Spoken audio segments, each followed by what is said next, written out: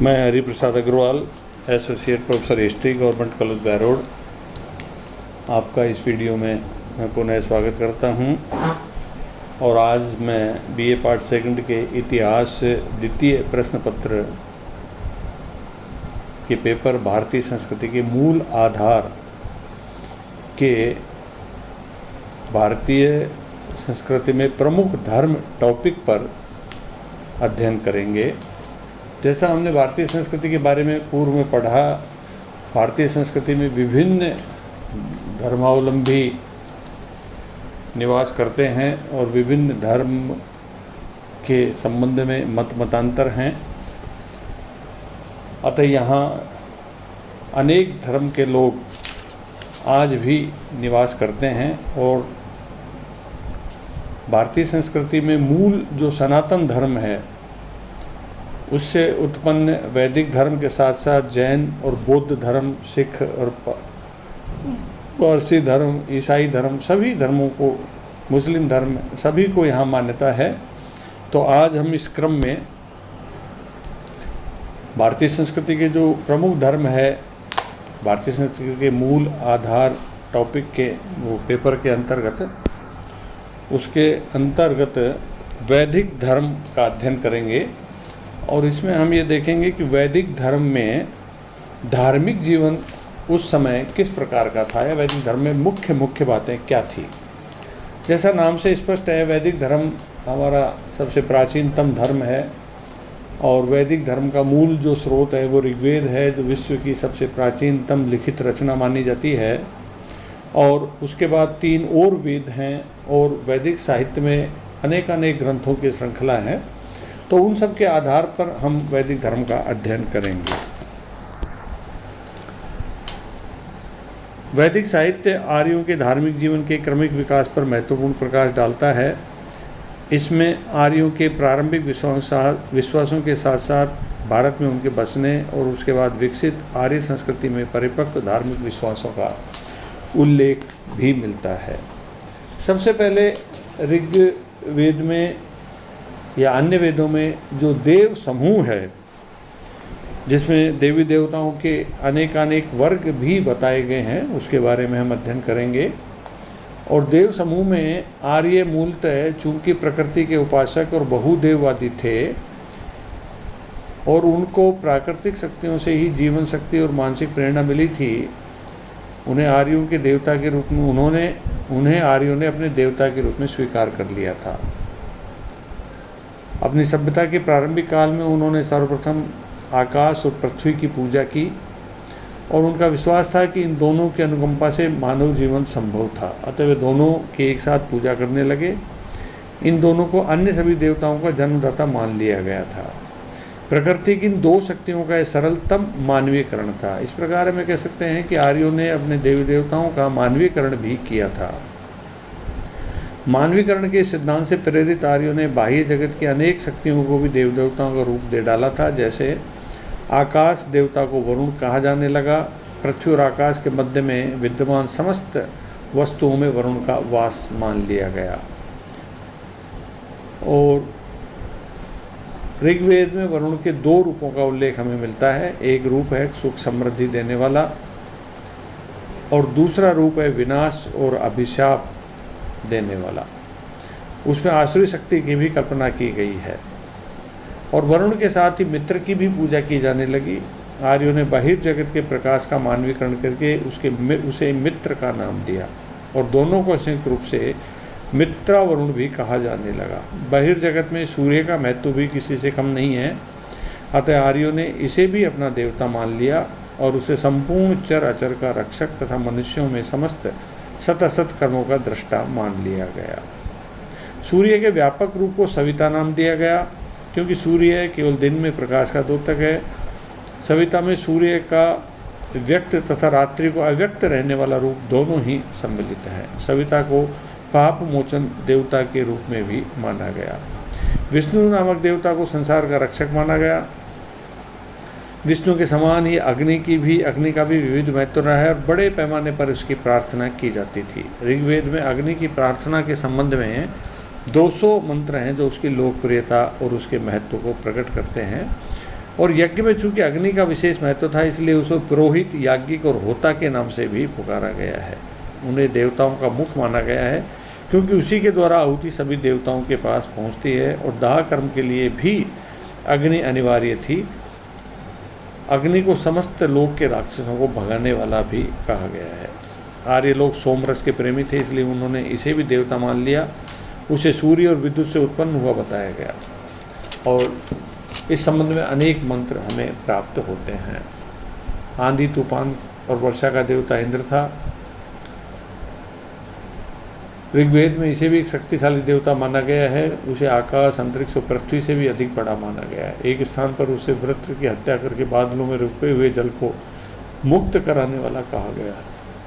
वृत्र को शीत, कोहरे और पाले का असुर माना गया है।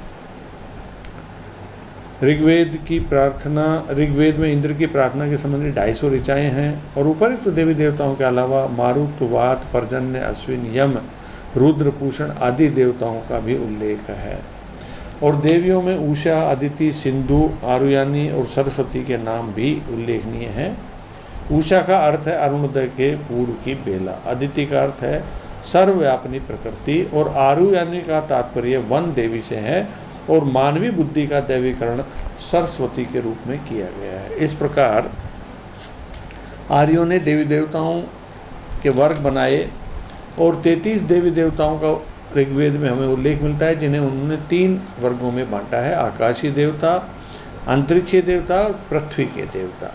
आकाश के देवताओं में धौष, वरुण, मित्र, सूर्य, सविता, पूषण, उषा, अदिति तथा अश्विन आदि सम्मिलित थे। अंतरिक्षीय देवताओं में इंद्र, मरुत, वात, पर्जन्य आदि आते हैं, और पृथ्वी देवताओं में स्वयं पृथ्वी, अग्नि, सोम, बृहस्पति, सरस्वती आदि आते थे। किसी वस्तु में मानवीय गुणों को आरोप करना मानवीयकरण कहलाता है। आर्यों ने अपने देवताओं की कल्पना मानव के रूप में की, परंतु उनमें मानवीय अवगुण न थे। वे अमर, परम शक्तिवान तथा उदार थे, और सदाचार और नैतिकता के प्रतीक थे। विभिन्न देवी देवताओं की परिकल्पना करने पर भी आर्य एकेश्वरवाद की भावना को समझ चुके थे। प्रारंभ में उन्होंने वरुण को देवातिदेव माना, लेकिन बाद में उसका स्थान इंद्र ने ले लिया। परंतु आर्यों ने अनुभव किया कि इंद्र के ऊपर भी कोई एक परम सत्ता है जो समूचे ब्रह्मांड को संचालित करती है। अब हम आर्यों की पूजा उपासना विधि के बारे में चर्चा करेंगे। वे अपने देवी देवताओं को प्रसन्न करने के लिए 2 तरीके से उपासना करते थे, एक प्रार्थना एवं स्तुति के द्वारा, और दूसरी यज्ञों के द्वारा। यह उनकी उपासना का मुख्य अंग था, इसलिए ऋग्वेदिक आर्यों के धर्म को यज्ञ धर्म कहा जाता है। यज्ञों में अन्न, घी, मांस तथा सुगंधित सामग्री की आहुति देकर आर्य अपने देवताओं से लंबी आयु, पुत्र पौत्र, धन धान्य आदि प्राप्ति तथा शत्रुओं का विनाश करने की प्रार्थना करते थे। प्रारंभ में प्रत्येक आर्य यजन कार्य स्वयं करता था, परंतु बाद में ब्राह्मण पुरोहित की सहायता ली जाने लगी। ऋग्वेद में वृहत एवं व्यवयात्मक यज्ञों का उल्लेख मिलता है, जो प्राय राजाओं और धनी व्यक्तियों द्वारा करवाए जाते थे।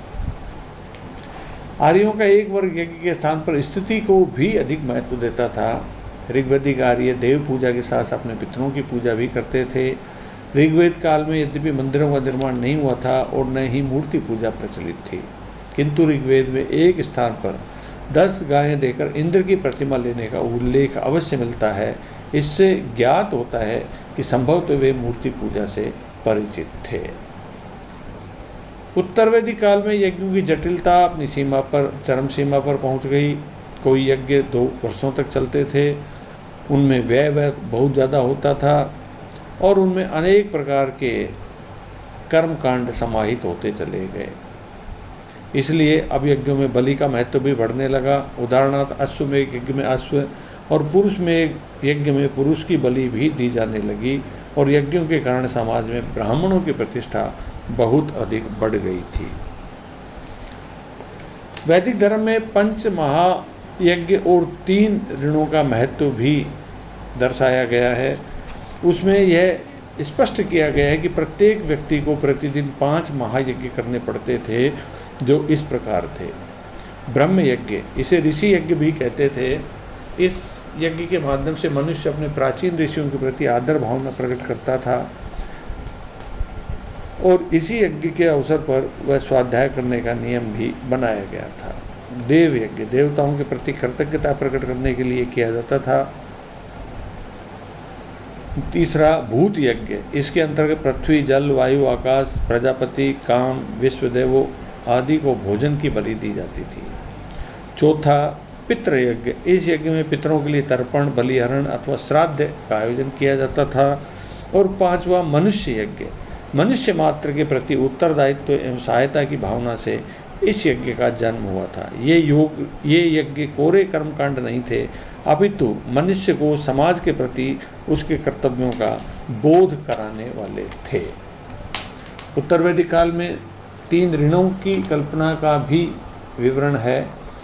इस संसार में प्रत्येक मनुष्य देवताओं, ऋषियों, माता पिता, अतिथियों और अन्य प्राणियों से कुछ न कुछ साधन, ज्ञान एवं शक्ति प्राप्त करता आया है और इसी आधार पर वह अपने जीवन को सुखी एवं संपन्न बनाता है। अतः प्रत्येक मनुष्य का यह नैतिक कर्तव्य है कि वह इन ऋणों से उऋण होने का प्रयत्न करे। ये ऋण हैं देव ऋण, ऋषि ऋण और पितृ ऋण। इन ऋणों की कल्पना के मूल में भी समाज के प्रति व्यक्ति के दायित्व और कर्तव्य छिपे हुए हैं। अब हम देखेंगे वैदिक धर्म में तत्व चिंतन की लहर। तत्व चिंतन का भी विकास हुआ था और बाद में उत्तर वैदिक काल में आश्रम व्यवस्था का भी प्रतिपादन किया गया था।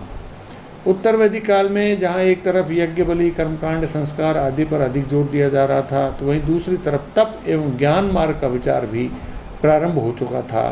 आरण्यकों ने तप के विचार का प्रतिपादन किया। उन्होंने योग साधना तथा शारीरिक कष्ट सहकर परम ब्रह्म की प्राप्ति यानी मोक्ष का मार्ग बतलाया।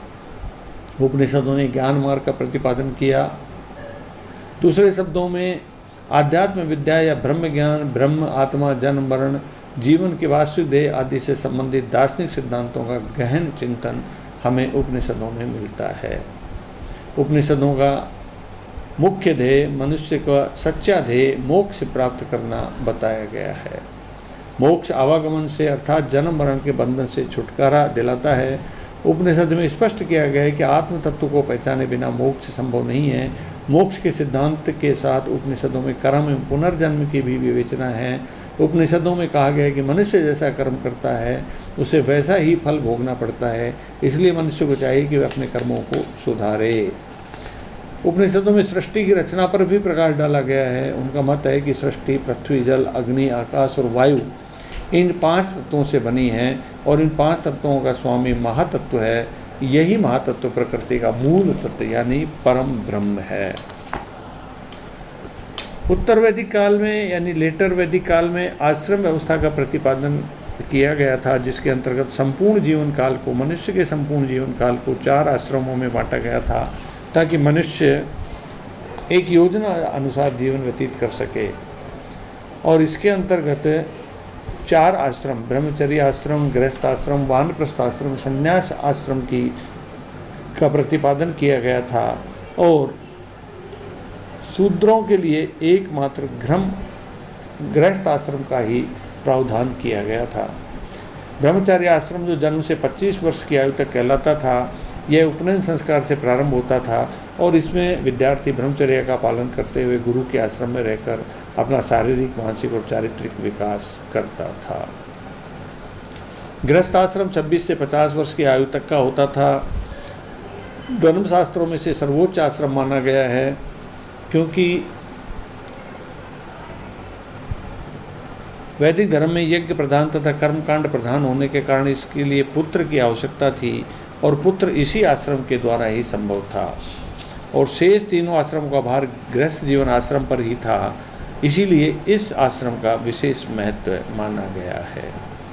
वानप्रस्थ आश्रम 51 से 75 वर्ष की आयु तक का कहलाता था।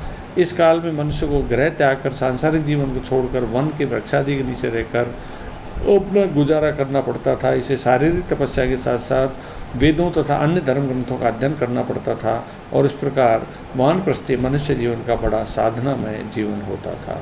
और अंतिम आश्रम संन्यास आश्रम होता था, जो 75 वर्ष की आयु के बाद शेष जीवन संन्यास आश्रम का ही माना जाता था। इसे बड़ा कठिन और विरक्तिपूर्ण माना जाता था। वह ब्रह्मचारी अहिंसा व्रती, निर्द्वंद, सत्यनिष्ठ, क्रोधहीन और क्षमाशील होता था, जीर्ण वस्त्र पहनता था और हाथ में सदैव डंडा रहता था। उसका जीवन भिक्षा पर निर्भर रहता था और उसे दिन भर केवल एक बार में ही भिक्षा मांगने की अनुमति थी और वो भी केवल 8-10 घरों से ही वो भिक्षा ले पाता था। उसे आध्यात्मिक ज्ञान प्राप्त करना पड़ता था, उस ज्ञान से संपूर्ण समाज का भला करना पड़ता था। इसके साथ ही उसे अपने व्यक्तिगत मोक्ष की ओर भी अग्रसर होना पड़ता था। तथ्य तो यह है कि संस्कृत साहित्य की सर्वोत्तम दार्शनिक रचनाएं वानप्रस्थियों और सन्यासियों की ही देन है। इस प्रकार आज के युग में आश्रम व्यवस्था का भले कोई महत्व नहीं रहा हो, परंतु वैदिक युग में लोग इसमें श्रद्धा एवं निष्ठा रखते थे और इसके अनुसार जीवन बताने का प्रयास भी करते थे। धन्यवाद। आज अपने ये वैदिक धर्म का अध्ययन किया और अगले वीडियो में हम जैन धर्म और बौद्ध धर्मों का भी अध्ययन करेंगे। धन्यवाद।